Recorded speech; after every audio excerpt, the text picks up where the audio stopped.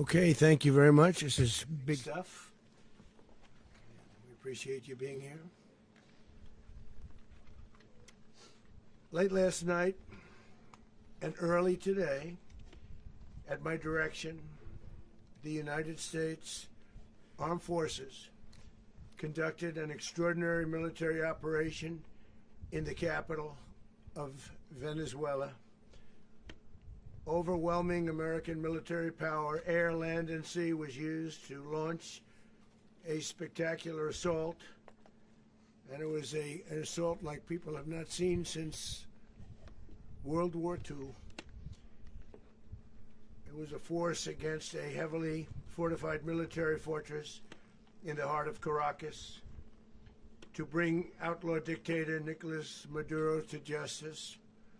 This was one of the most stunning, effective, and powerful displays of American military might and competence in American history.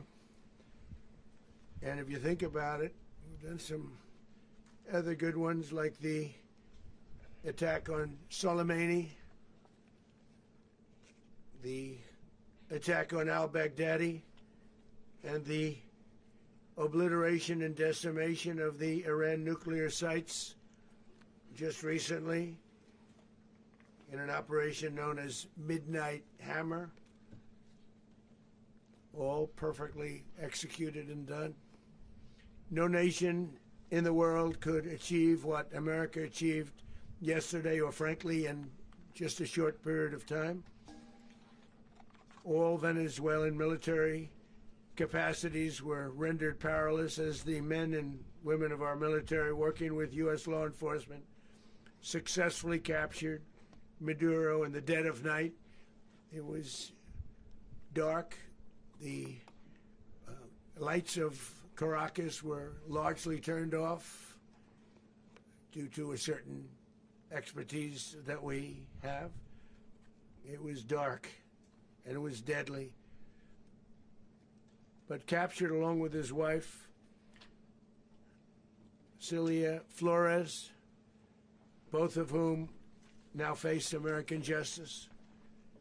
Maduro and Flores have been indicted in the Southern District of New York, it's Jay Clayton, for their campaign of deadly narco-terrorism against the United States and its citizens.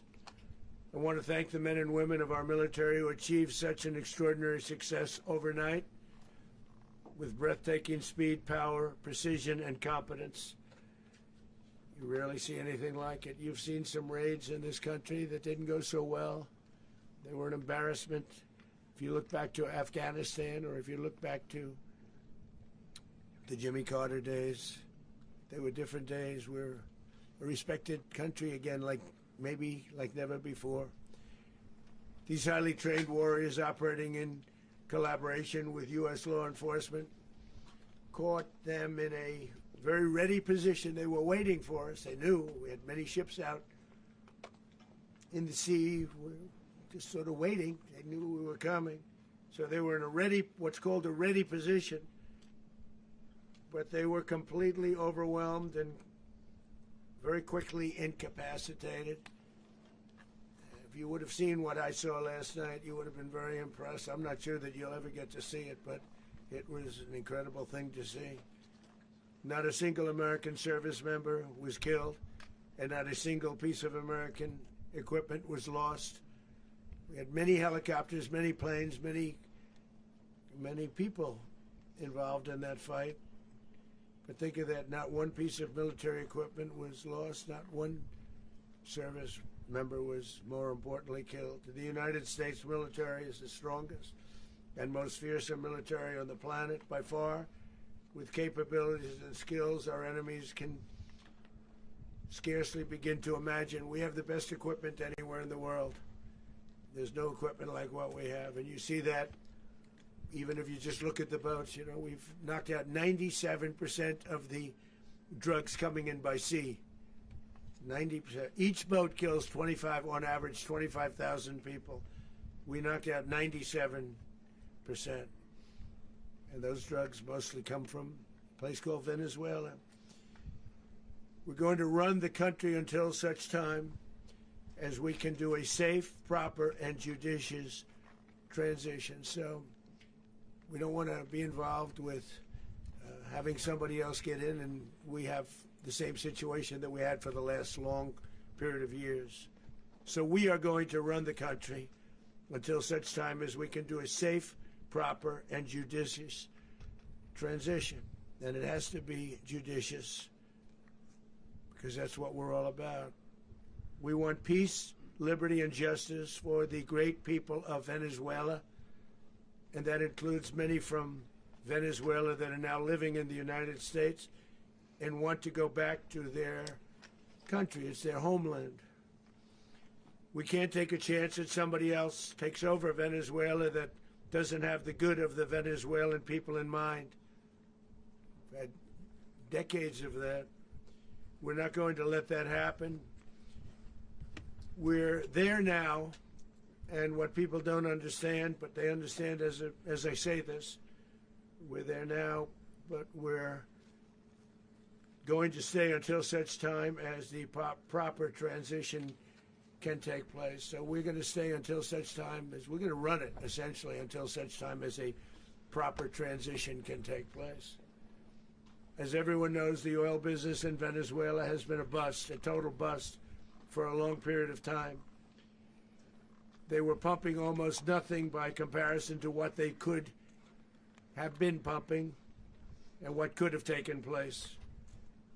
We're going to have our very large United States oil companies, the biggest anywhere in the world, go in, spend billions of dollars, fix the badly broken infrastructure, the oil infrastructure, and start making money for the country. And we are ready to stage a second and much larger attack if we need to do so. So we were prepared to do a second wave if we needed to do so. We actually assumed that a second wave would be necessary, but now it's probably not. The first wave, if you'd like to call it that, the first attack was so successful, we probably don't have to do a second, but we're prepared to do a second wave, a much bigger wave, actually. This was pinpoint, but we have a much bigger wave that probably won't have to do. This partnership of Venezuela with the United States of America, a country that everybody wants to be involved with because of what we were able to do and accomplish, will make the people of Venezuela rich, independent, and safe. And it will also make the many, many people from Venezuela that are living in the United States extremely happy. They suffered. They suffered. So much was taken from them. They're not going to suffer anymore. The illegitimate dictator Maduro was the kingpin of a vast criminal network responsible for trafficking colossal amounts of deadly and illicit drugs into the United States. As alleged in the indictment, he personally oversaw the vicious cartel known as Cartel de las Solas, which flooded our nation with lethal poison, responsible for the deaths of countless Americans, many, many Americans. Hundreds of thousands over the years of Americans died because of him. Maduro and his wife will soon face the full might of American justice and stand trial on American soil. Right now they're on a ship. They'll be heading to ultimately New York, and then a decision will be made, I assume, between New York and Miami or Florida. But we have people where the overwhelming evidence of their crimes will be presented in a court of law. And I've seen it. I've seen what we have. It's both horrible and breathtaking that something like this could have been allowed to take place. For many years after his term as president of Venezuela expired, Maduro remained in power and waged a ceaseless campaign of violence, terror, and subversion against the United States of America, threatening not only our people, but the stability of the entire region. And you all saw it. In addition to trafficking gigantic amounts of illegal drugs that inflicted untold suffering and human destruction all over the country, all over, in particular, the United States. Maduro sent savage and murderous gangs, including the bloodthirsty prison gang, Tren de Aragua, to terrorize American communities nationwide, and he did indeed. They were in Colorado. They took over apartment complexes. They cut the fingers off people if they called police. They were brutal, but they're not so brutal now. And I just have to congratulate our military, Pete and everybody, and our National Guard, because the job that they've done, whether it's in Washington, D.C., where we have a totally safe city, where it was one of the most unsafe cities anywhere in the world, frankly, and now we have no crime in Washington, D.C. We haven't had a killing. We had the terrorist attack a few weeks ago. A little bit of a different kind of a threat, but we haven't had a killing in a long period of time, 6, 7 months. We used to have two, on average, 2 a week in Washington, our capital. We don't have that anymore. The restaurants are opening. Everyone's happy. They're going, they're walking their daughters, they're walking their children, their wives. They walk to restaurants. Restaurants are opening all over Washington, D.C. So I want to thank the National Guard. I want to thank our military. And I want to thank law enforcement. It's been amazing. And they should do it with more cities. We're doing it, as you know, and we're doing it in Memphis, Tennessee right now, and crime is down. We've just sort of started a few weeks ago, but crime is down now 77%. And the governor of Louisiana called, great person, and he wanted us to help him, as you know, in a certain very nice part of Louisiana. And we have done that. It was a rough section, and we have crime down. I understand it's down to almost nothing already after 2.5 weeks. New Orleans, it's down to almost nothing, and we've only been there for 2.5 weeks. Can't imagine why governors wouldn't want us to help. We also helped, as you know, in Chicago, and crime went down a little bit there. We did a very small help because we had no working ability with the governor. The governor was a disaster, and the mayor was a disaster. But it knocked down crime. But we're pulling out of there when they need us. We'll know. You'll know. You'll be writing about it. And likewise, Los Angeles, where we saved Los Angeles early on, where the head of the police department made a statement that if the federal government didn't come in, we would have lost Los Angeles. That's long after the fires. That's when they had the riots in Los Angeles. We did a great job. Got no credit for it whatsoever, but that's okay. It doesn't matter. We don't need the credit. But we'll be pulling out when they need us. They'll call, or we'll go back if we have to. We'll go back. But we did a great job in various cities. But the place that we're very proud of is Washington, D.C., because it's our nation's capital. We took it from being a crime-ridden mess to being one of the safest cities in the country. But the gangs that they sent raped, tortured, and murdered American women and children. They were in all of the cities I mentioned, Tren de Aragua. And they were sent by Maduro to terrorize our people, and now Maduro will never again be able to threaten an American citizen or anybody from Venezuela. There will no longer be threats. For years I've highlighted the stories of those innocent Americans whose lives were so heartlessly robbed by this Venezuelan terrorist organization. Really one of the worst. One of the worst, they say the worst. Americans like 12-year-old Jocelyn Nungary from Houston. Beautiful Jocelyn Nungary, what happened to her? They, as you know, they kidnapped, assaulted, and murdered by Tren de Aragua animals. They murdered Jocelyn and left her dead under the bridge. There was a bridge that will never be the same to so many people after seeing what happened. As I've said many times, the Maduro regime emptied out their prisons, sent their worst and most violent monsters into the United States to steal American lives. And they came from mental institutions and insane asylums. They came from prisons and jails. The reason I say both, they sound similar. Actually, prisons little bit more hostile, a little bit tougher. A mental institution isn't as tough as an insane asylum, but we got them both. They sent from their mental institutions, they sent from their jails, prisons. They were drug dealers, they were drug kingpins. They sent everybody bad into the United States, but no longer. And we have now a border where nobody gets through.